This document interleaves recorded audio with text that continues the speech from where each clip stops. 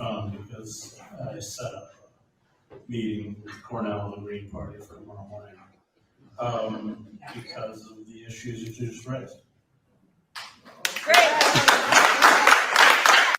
So if you didn't hear it, I'm going to let it finish playing. I'll just say it, what he said. If based on some of the concerns you guys bring up here, I've already reached out and set up a meeting. Not going to set up a meeting, but he says here, I set up a meeting with Cornel West in the Green Party tomorrow morning. This was said on Saturday. So tomorrow morning would have been yesterday. So let's continue, and then we shall react.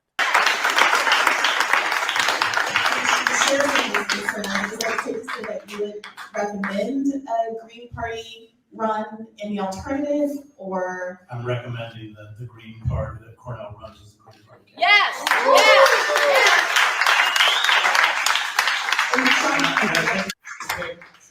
He says, I'm recommending that Cornel West runs as a Green Party, and that's in response to Brianna Joy Gray asking, so what is this conversation going to be like? Are you going to recommend that he runs for the Green Party? And then that was his response. Let's finish out the video. It has another minute to go.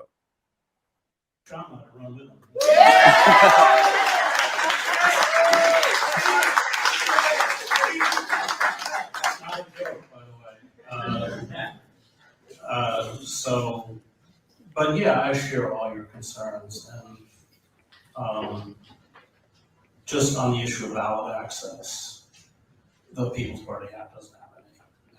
And I, having worked with Ralph in his campaigns, I saw all of the impediments most of the Democratic Party throws to make it impossible for a third party candidate from the left to run. And part of it was challenging his petitions, which were all legitimate, they challenged them in court. They ran up over $1 million in legal fees that Ralph had to pay. So, I mean, just all sorts of mechanisms. But I share all of your concerns. I mean, and I think that centering, Howie Hawkins, who I like very much. I mean, he ran not just as a Green Party candidate, he had other smaller parties, but he was also a candidate. And I would like to see Cornell do the same. Mm-hmm. So you heard that, he was just pointing out that Howie Hawkins kind of run under a couple of different parties when he ran. So, it is possible that he wants to see some sort of coalition.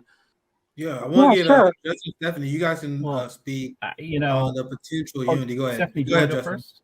Okay, so basically, the MPP got ballot access in Florida. We have ballot access in roughly 21 states right now. We're in the process of working on others. We've got an establishment set up. Last time when Jill was on the ballot, she was on the ballot in 47, 48 states. The MPP is not going to be able to do that quickly. So Cornel West is either going to get to spend his campaign helping them with ballot access, like Matt Ho did for his campaign in North Carolina, or he can campaign. And if he works with the Green Party, whether he comes over completely to us or we have the unity campaign, he would be able to focus on his campaign while we take care of ballot access. That is a great point. I just want to make sure everybody sees that we have a group that's working on ballot access for Greens and Independents. Anybody who wants to join us, they can go here and volunteer. And we would love to have more volunteers and help get more independents and more Greens and more leftist candidates on the board. Small ego here. They don't have to be green. We're just green, so we push green. We'd love to see unity, though. If you're a third-party activist, you got work to do. Well said. Right? Because there was a lot of people who were in bad faith who was attacking Cornel West because of his party affiliation. Meanwhile, people who are actually serious, look at how Chris Hedges respond. Look how Dr. Cornel West respond. All right, let's just merge the parties. What do you think is a bigger threat? There's a giant threat to the establishment. So I said before that we should be focused on taking over these third parties and bending them to our will. Because as you hear from Stephanie and Justin, the Green Party is just a party made up of people who agree with us and willing to build community with us. And if there are people turned off because of Howie Hawkins, as we demonstrated, he is a minority in this party, and many people in the Green Party will continue to hold him accountable and essentially make him unviable.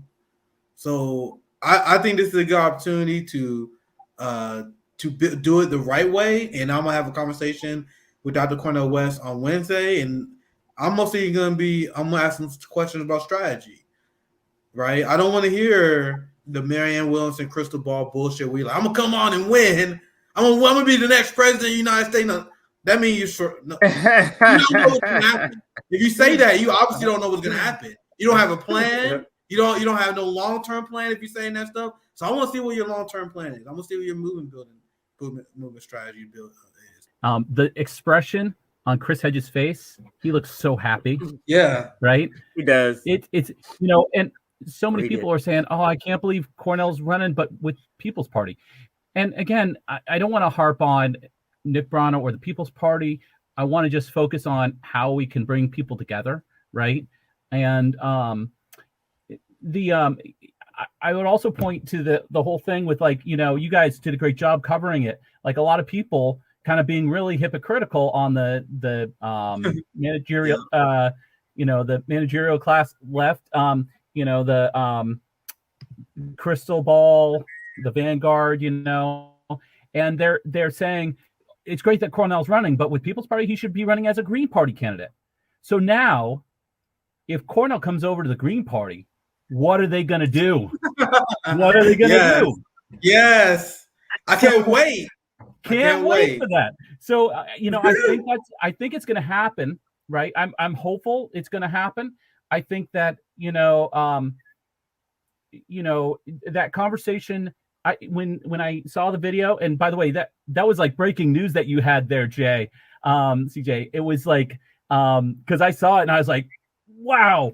And that video, the video, yes.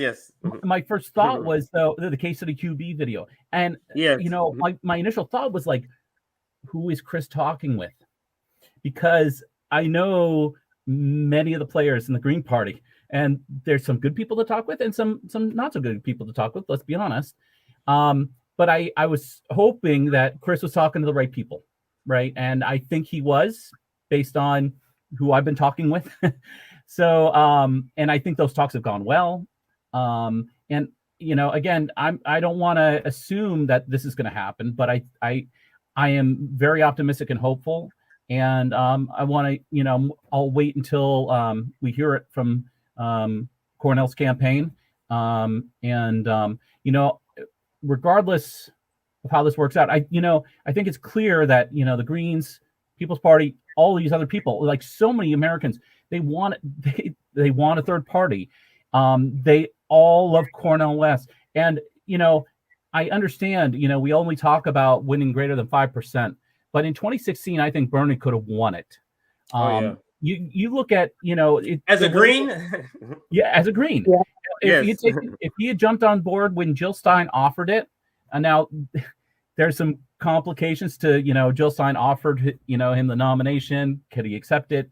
All that stuff. But each state is an individual election for electors, and absolutely Bernie could have won it. It's a three-way race. And you think of how unpopular Trump and Clinton were in 2016. Bernie could have won it. I think it's even more like Biden and Trump are so unpopular. I mean, why hold us back to just saying we're going to get 5%? And that poll that for Jesse Waters, 50% of Americans are ready for a third party. That leaves 50% between the Democrats and Republicans. So who wins in that race? Who wins? That's a good point. The third party candidate, the independent candidate. And that's, that is in line with the breakdown of people that identify as third party or independent. And so it's like roughly 50% is independent, 12.5% is Democrat, and 12.5%, 25% and 25% is Democrat and Republican. So it's, in those cases, 50%, the third party candidate wins.